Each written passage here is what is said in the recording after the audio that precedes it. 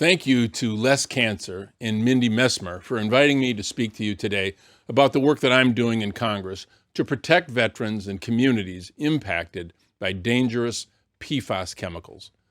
As many of you know, PFAS are a group of forever chemicals that have been used for decades on military bases and in consumer products.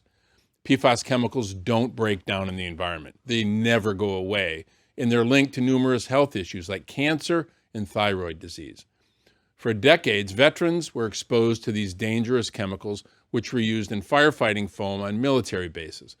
Across the country, more than 700 military sites have been identified as having known or potential releases of PFAS. Many of them are in my home state of Michigan. These PFAS chemicals have leached into nearby communities' groundwater and the private wells, exposing over 100 million Americans to these PFAS chemicals, according to the Environmental Working Group. More needs to be done to protect our veterans and communities from PFAS exposure. We need to stop putting new PFAS chemicals into our environment, to fully understand the scope of the problem, and to focus on cleaning up contamination. That's why I created the bipartisan Congressional PFAS Task Force.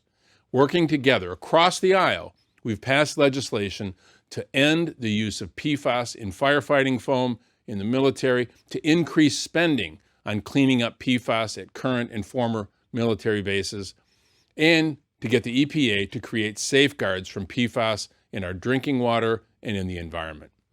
But there's still more to do, especially to take care of the veterans and families who've already been exposed to PFAS chemicals.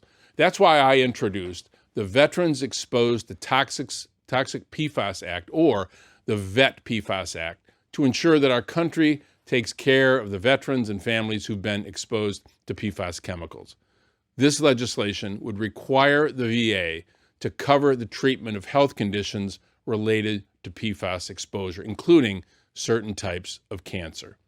No American should have to worry about whether their drinking water contains potentially cancer-causing chemicals.